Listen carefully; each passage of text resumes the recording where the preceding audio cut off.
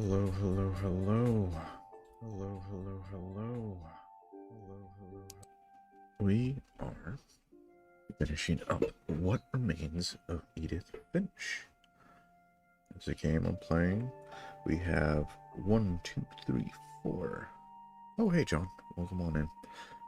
I don't know if this game is your forte that I'm playing, but if you want to chill and enjoy, This is What Remains of Edith Finch. It is a story about a girl, which is Edith up here.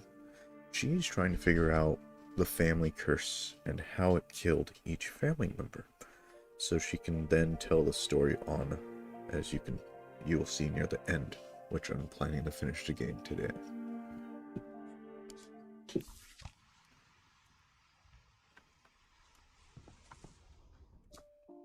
Did I get... Okay.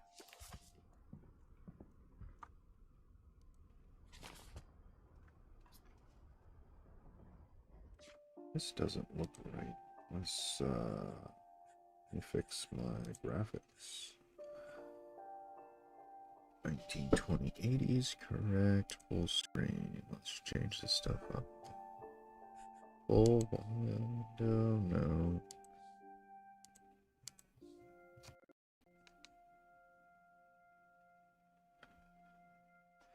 I guess it's just gonna be full screen.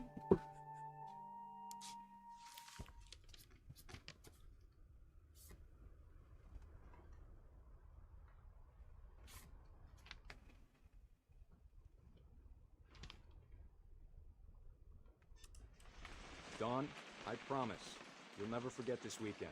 Yes, sir. These memories are gonna last a lifetime. Am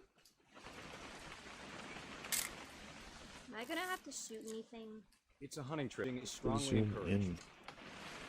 How do I zoom in? I don't remember the control. Not quite.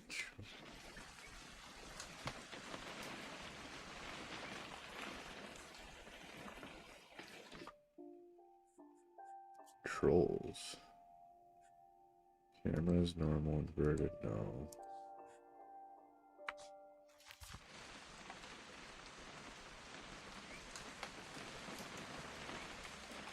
Oh, I figured it out. What? There we go. Boom. Gotcha. Your soul is mine now. It's gonna rain the whole weekend, isn't it?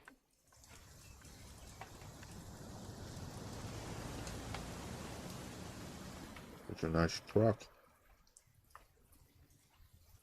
Judging by the front end, that looks either it's a Dodge or a Ford.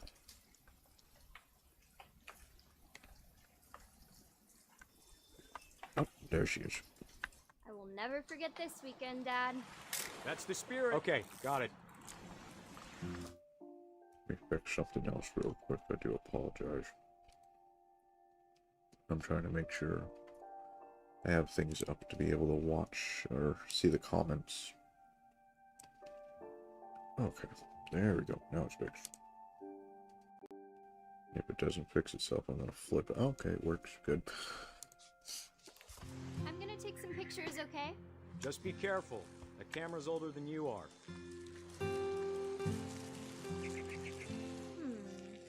Definitely should. Hey! That's a keeper.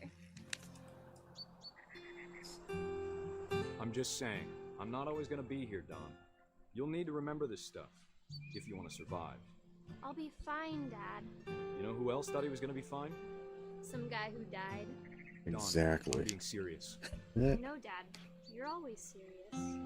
Doesn't being out here make you want to chill out? Well, to tell you the truth, I haven't been out here in 20 years.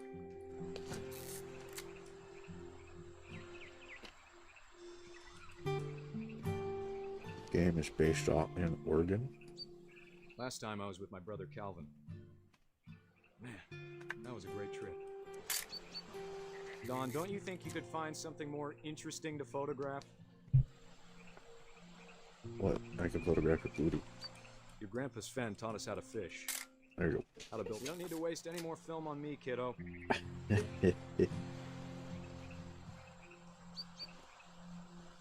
We found an old logging trail. There were deer everywhere. I bet if I could remember where that trail was, we'd spot a buck for you in no time. We're trying to take a picture of it. Give me a minute to check the map. Ooh, right there. Dad! Good eyes, Don. Before you take the shot, let me get a picture of you.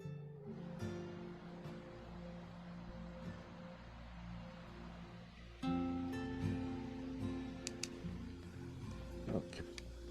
Oh.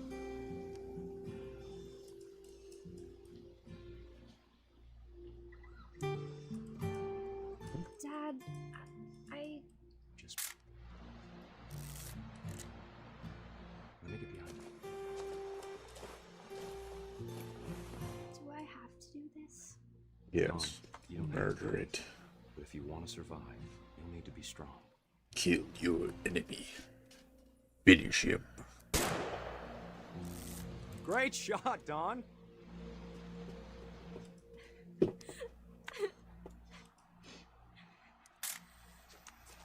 I'm proud of you, Don. Always remember that, okay? Dad, it's twitching. I think That's it's totally so... normal, Don. Just focus on the camera. Try not to think about... Dad!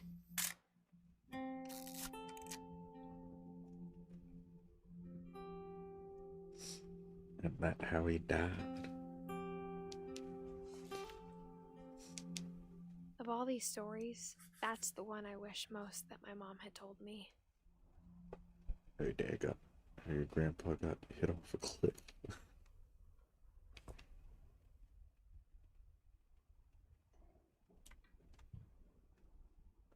Sam spent his life shooting photos, but Mom said he got nervous being in front of the camera.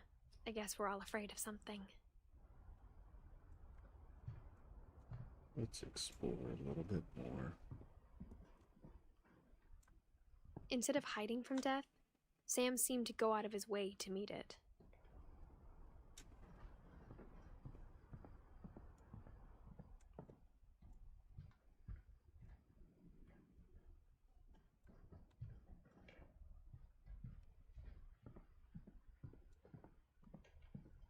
I wish I had a room this big, nice and spacious. Have a bed. Have my desk like over here. Nice.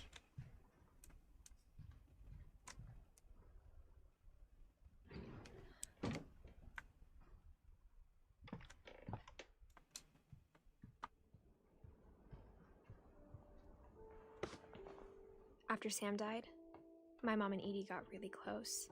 They'd both lost a lot.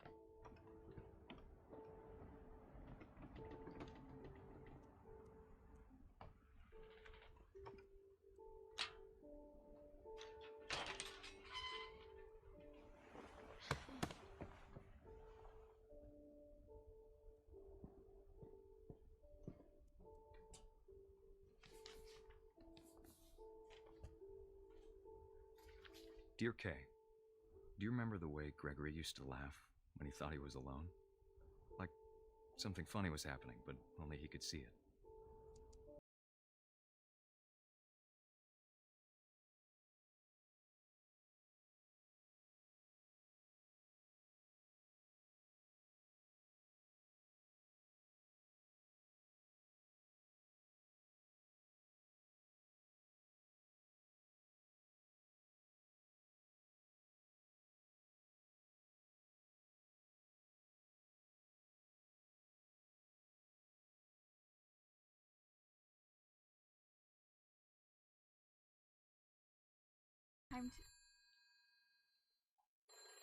Hold on, sweetie.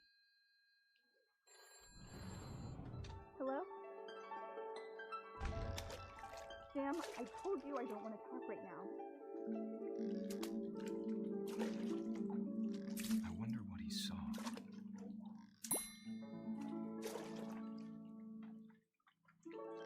What his world was like.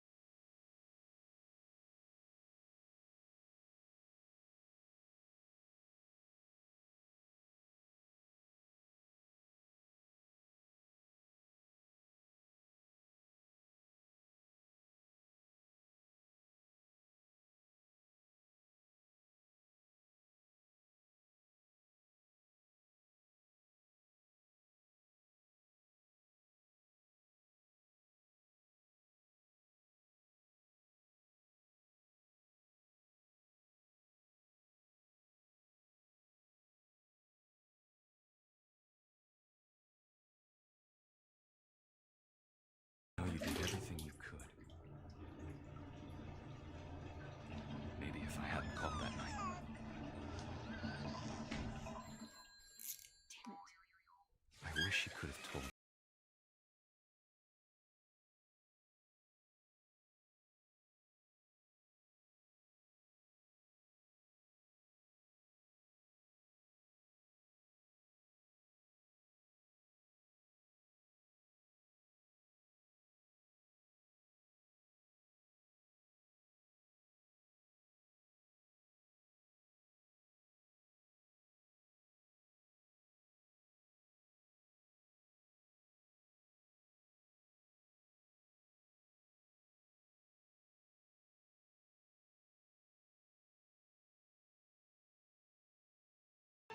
I'm sure he's happy. And he'd want you to be happy too. Good luck, Kay. Love, Sam.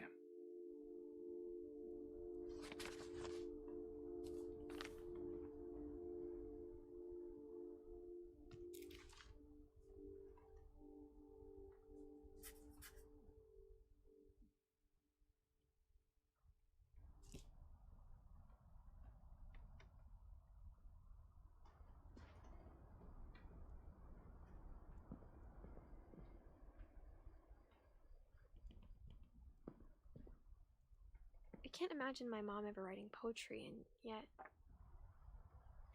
A poem for Gus, who always said the wedding was a bad idea. Our father never hit us kids, at least not very hard, before the day my brother said with teenage disregard that he'd be dead before he'd see a wedding in our yard.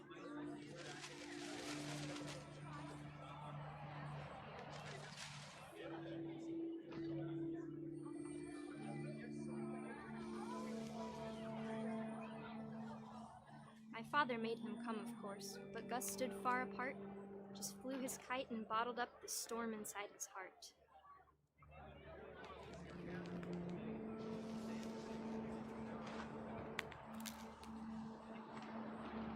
I tried to talk him out of it, but though he'd never met her, we don't need a stepmom were the words that I now pronounce you husband and wife. You may kiss the bride.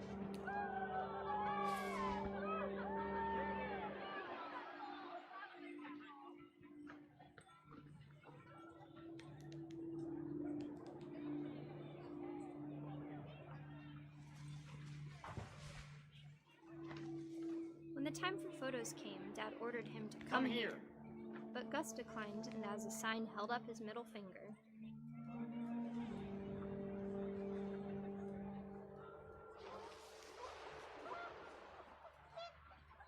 The wind picked up, and panicked geese appeared and quickly went. But all the humans did that day was go inside the tent.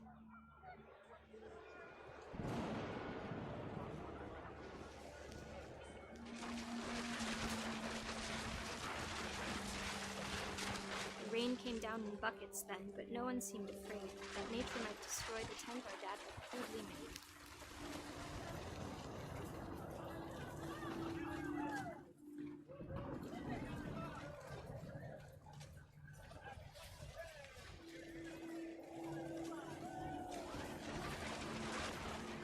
The thunder sounded much too close and full of angry power. And all my father said to this was, "Make the music louder."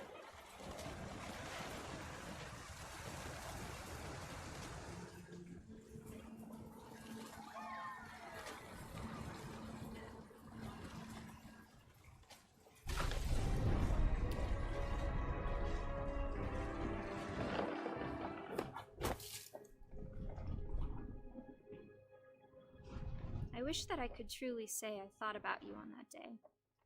Out there on the beach alone, just you, the wind, the sea, and foam. But I didn't, until we found you.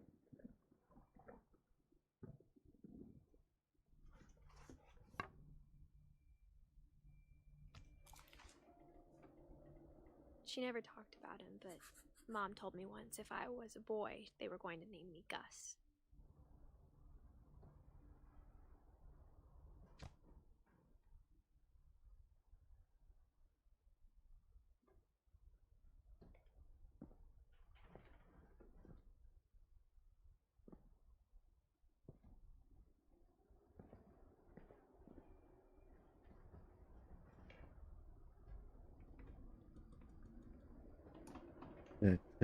Be a baby, Greg. Be a baby.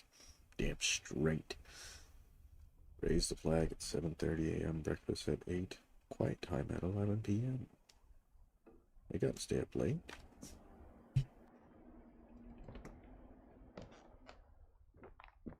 My mom moved up to the loft after her brothers died. At the time, it was as far away as she could get.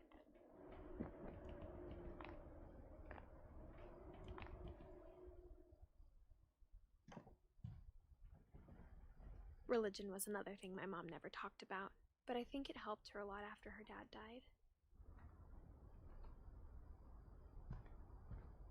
She spent a summer building houses in Calcutta, where she met my dad, Sanjay.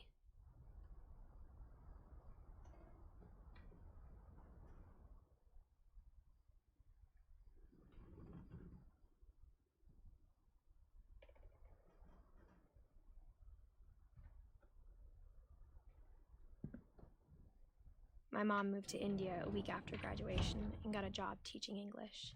Lewis was born a year later.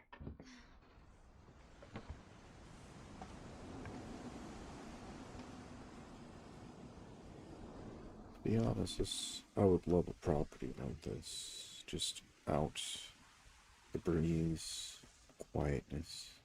That's honestly what I would love. A beautiful Victorian When my house. dad died, I don't think Mom knew where else to go. I'm sure Edie was happy to have her back.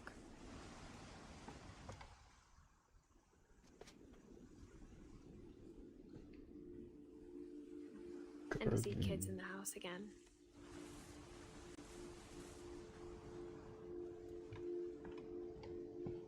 The house had to get a little bigger, but Edie was used to that.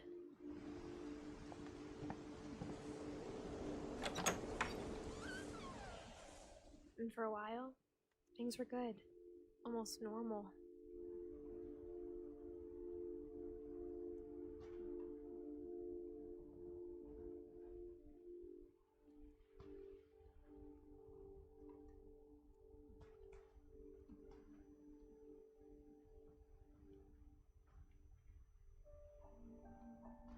But it didn't last.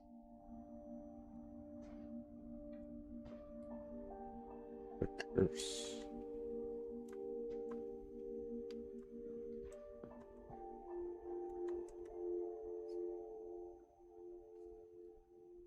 Interesting. Those pictures look terrible.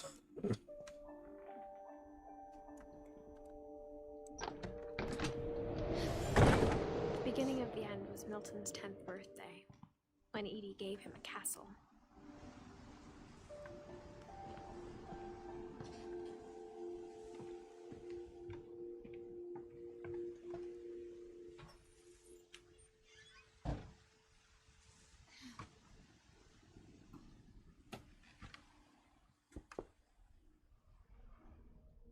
I think Edie was happy to finally have another painter in the family.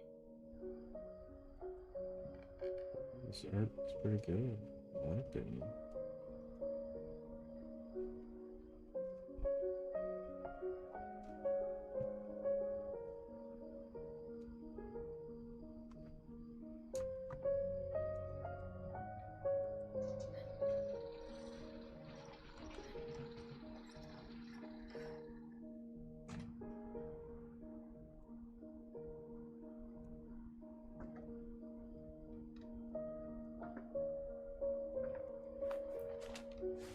Milton Finch in The Magic Paintbrush.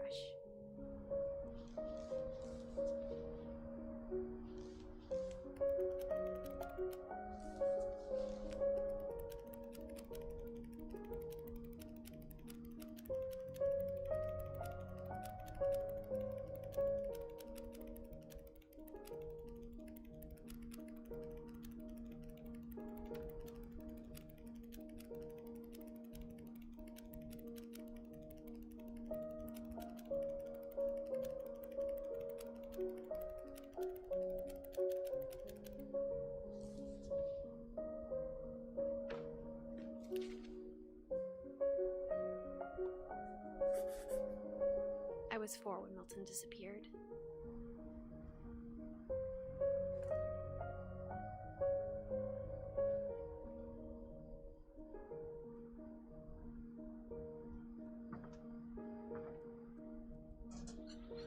Mom spent months searching for my brother. Then she sealed the doors.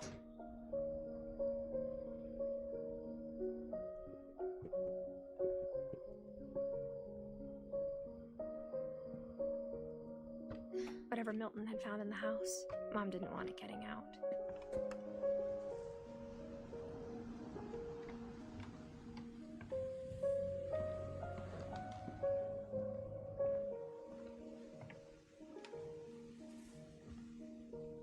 Mom definitely blamed Edie, but I think Lewis blamed himself. After he graduated, he just spent more and more time in his room, until Mom got him a job at the cannery.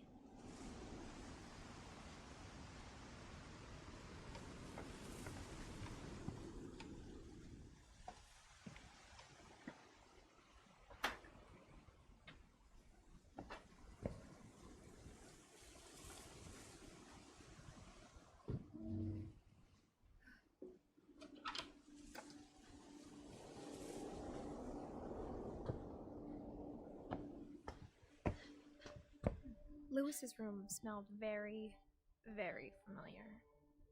That part of him lived on. I wonder why. Lewis and I spent a lot of time playing games together, but he was surprisingly bad at them. He died a lot.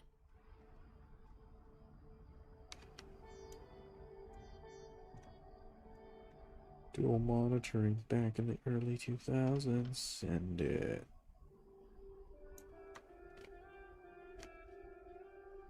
I'm surprised there's still lighting on the property. Abandoned for how many years?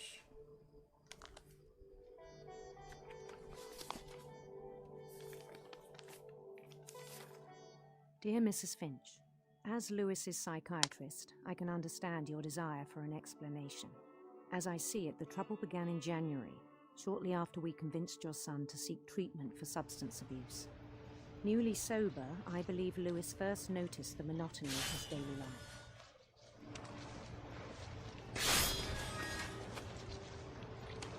He kept working at the cannery,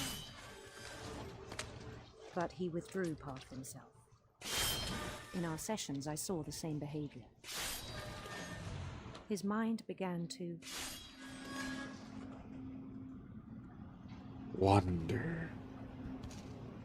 That's the answer. Wander.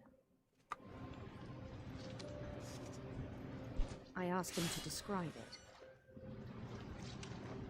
He said he started small, imagining a labyrinth. He'd feel his way about. Then something moved. Bats. And toads.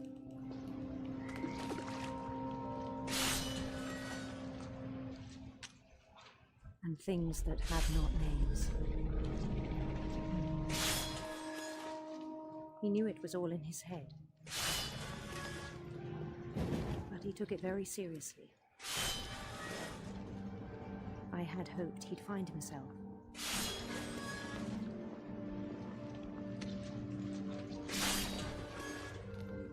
But he found something more.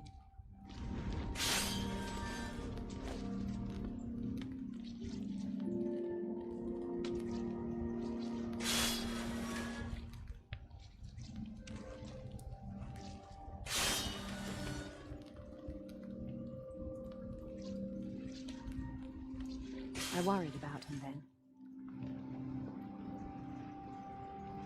Daydreaming at the cannery, I spoke with his boss. But he said Lewis had become a model employee. Methodical, tireless, focused. Like a whole new Lewis. So I let him go on.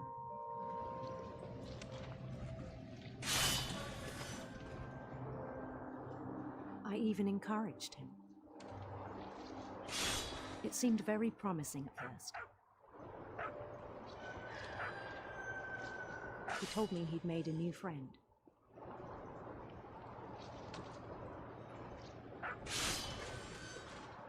On the edge of a city he named Louis Topia.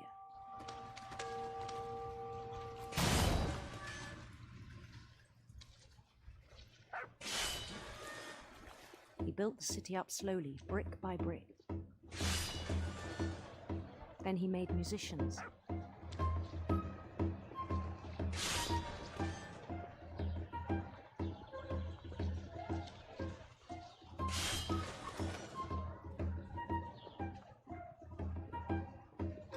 And songs for them to play.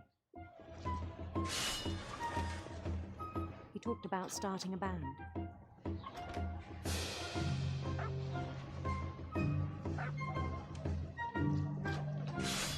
And he was always humming something. Every day his imagination grew stronger.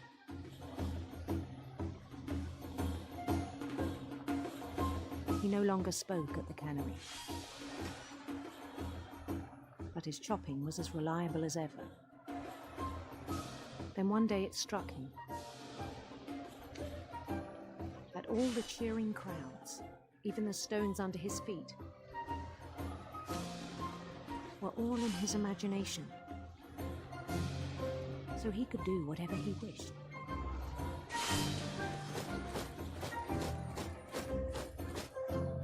He held an election for mayor. And he won.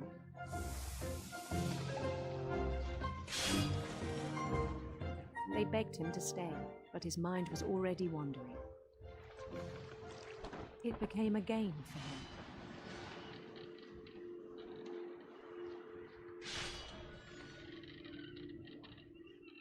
He'd conquer a city, then immediately push on.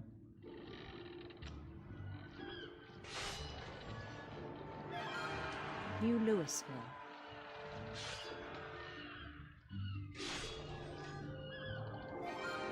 St. Louis. He started drifting away from our reality.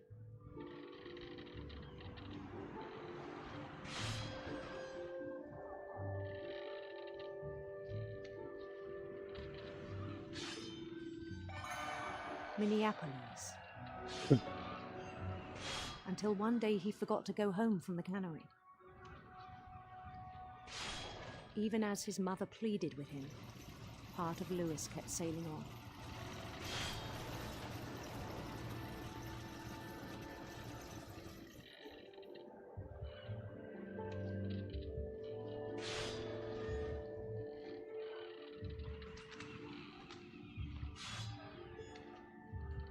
In Louisburg, he heard rumors of a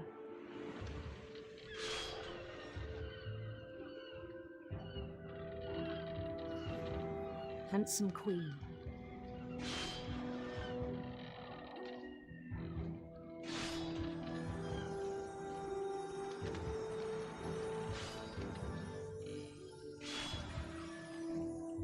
The queen was on her own quest for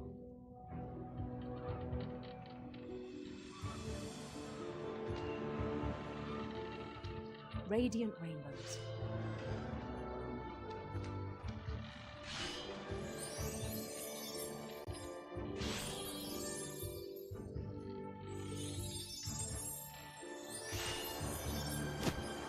He followed the sound of her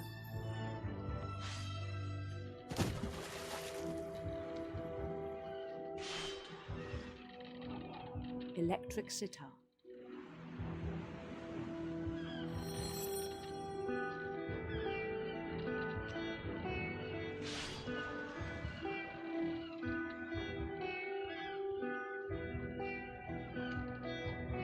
His chase led him to a golden palace east of the sun and west of the moon. Even then, his logic remained sound.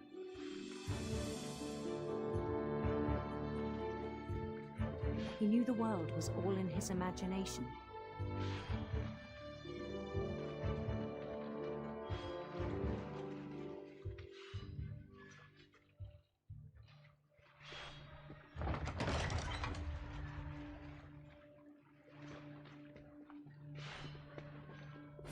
but he was so proud of having created it.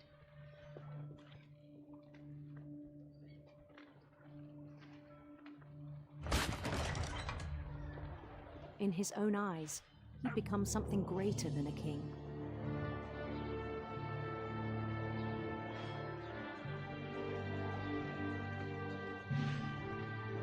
For someone who'd never known success in the real world, I think it was overwhelming.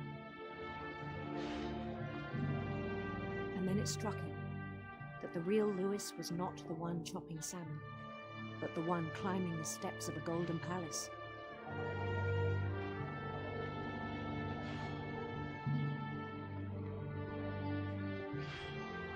My imagination is as real as my body, he told me. It was hard to argue with him.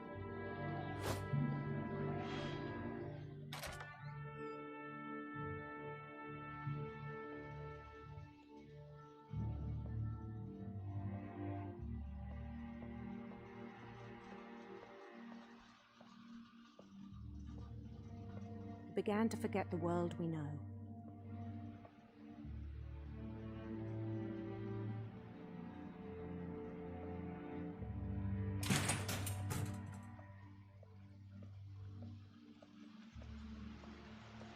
I think it pained him to remember Lewis, the cannery worker.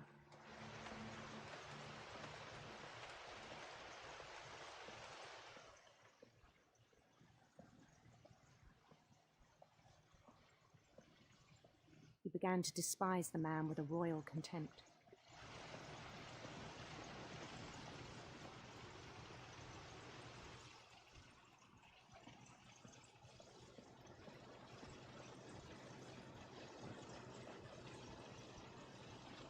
I still thought I could save him.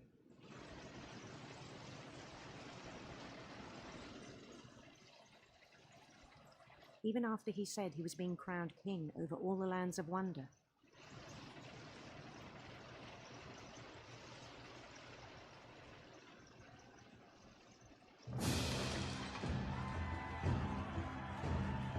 The palace would be packed with his companions.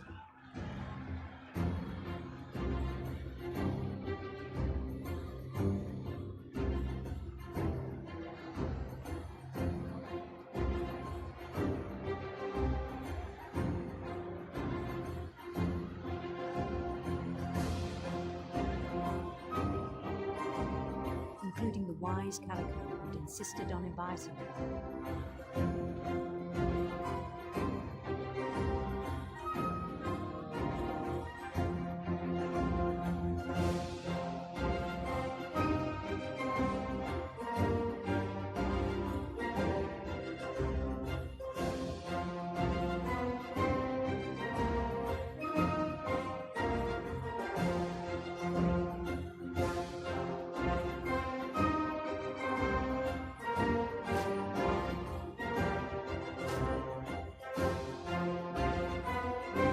His queen waited, holding his crown.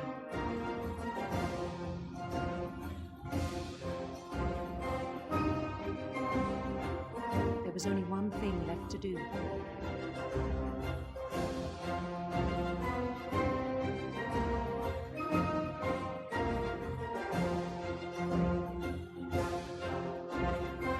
Bend down his head.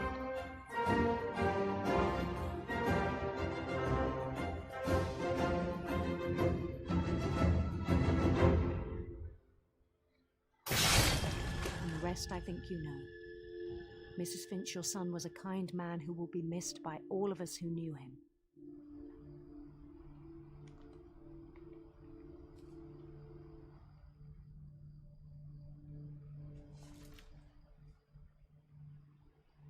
My brother was really cool. I wish you could have met him.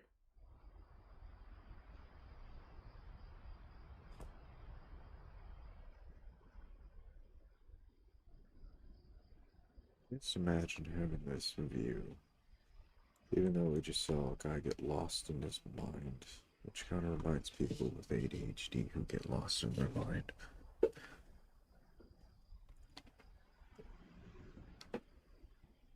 Yay.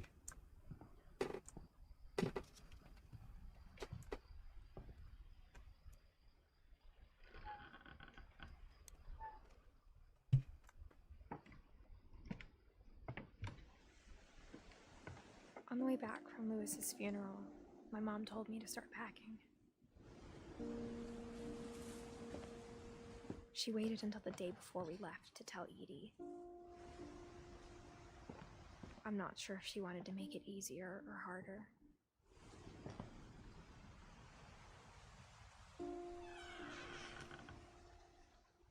I wish we'd stayed.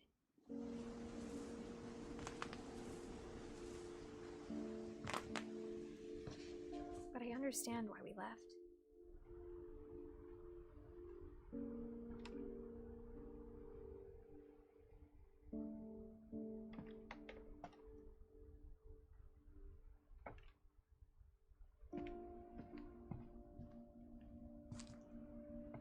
My mom ended up leaving everything behind.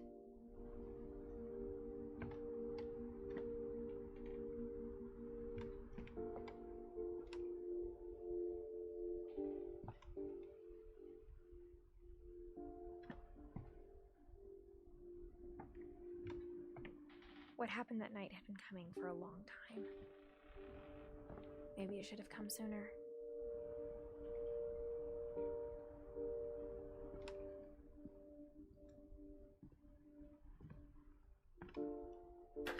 But it had to end one way or another. All that's left now is to tell you about that last night.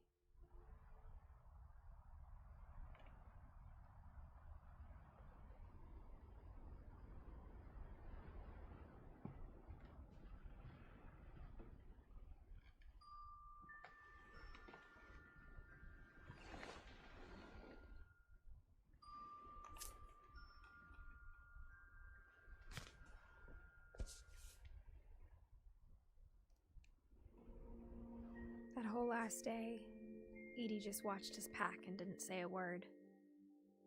Until supper, when she raised her glass and said, "To our final night together, and all our final nights apart." Grandma, you know what I said about alcohol. Some of your medications are very Edith, specific. I left a present for you in the hallway. Why don't you go open it? The grown-ups have to argue now. I'm sorry, you're right. We're all leaving tomorrow. Let's just enjoy our last... I'm not leaving. Edith, you're excused.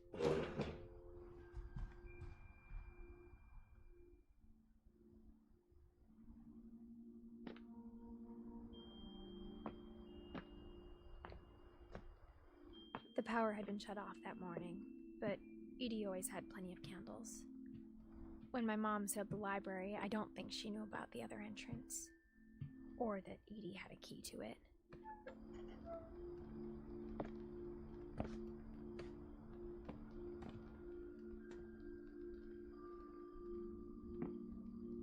That thing you're afraid of isn't going to end when you leave the house. Edith has a right to know these stories. My children are dead because of your stories. I think it's best if Edith and I leave tonight. We'll have the nursing home send a van for you in the morning. Okay?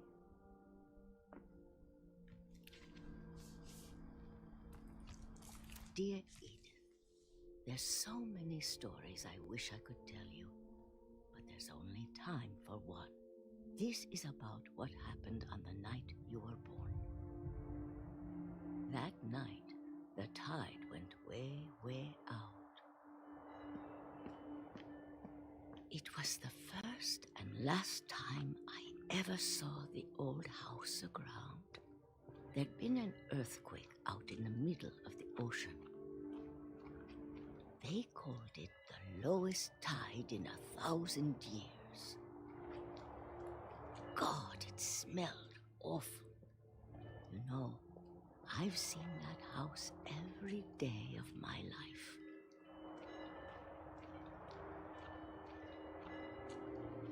But I never thought I'd go back to it. When the fog rolled in, I lost my way.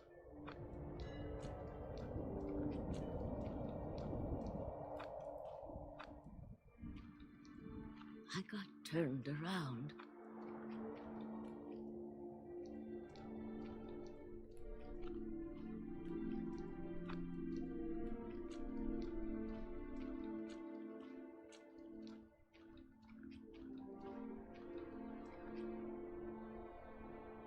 For a while, I wondered.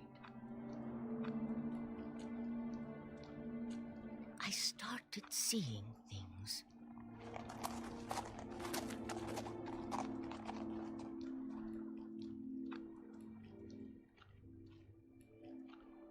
Things I'd forgotten had ever existed.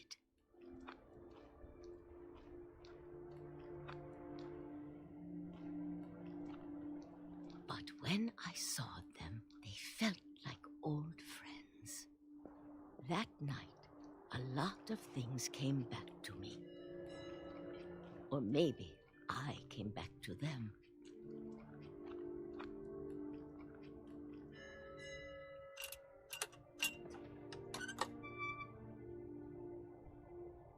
Things I can't explain, but that I need you to try and... Edith, what are you doing in here? It's mine! Edith! Mom, you're gonna rip it! Let go! I kicked and screamed, but Mom dragged me to the car. I never saw Great-Grandma Edie again. The next morning, the van came to pick her up, but she was already gone. After that, we moved around a lot.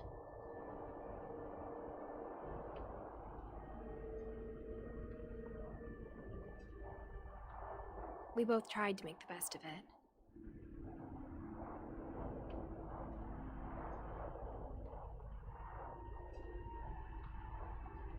A few years went by.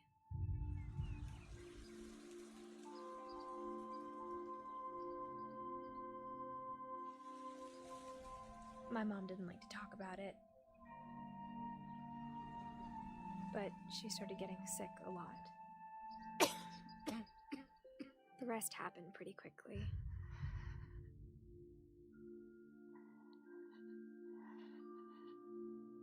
She got better for a while, and then she didn't. And then I was alone.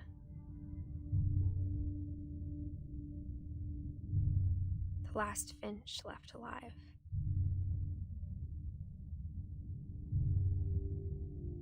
Until I found out about you.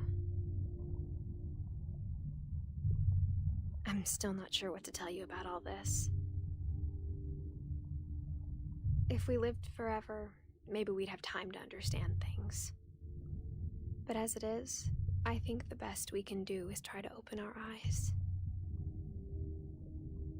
And appreciate how strange and brief all of this is.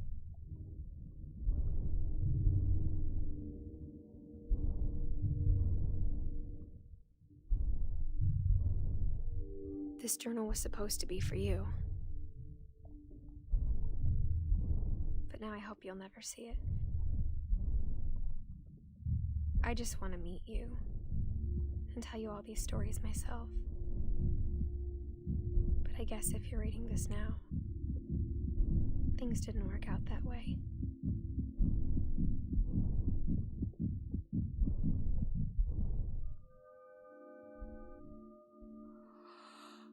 This is where your story begins. I'm sorry I won't be there to see it. It's a lot to ask, but I don't want you to be sad that I'm gone. I want you to be amazed that any of us ever had a chance to be here at all. Good luck.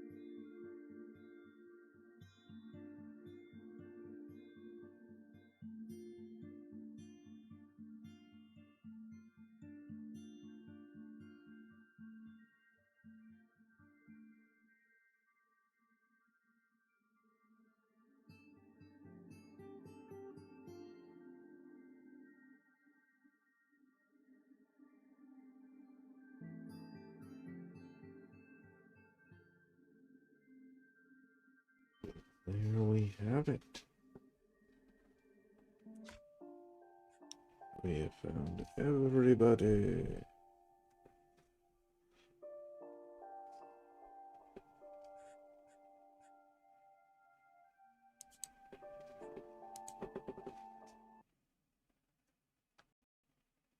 Well, thank you everyone for joining. That is just a short stream today. You all have a great rest of your day. I'm gonna get some laundry done. Yay!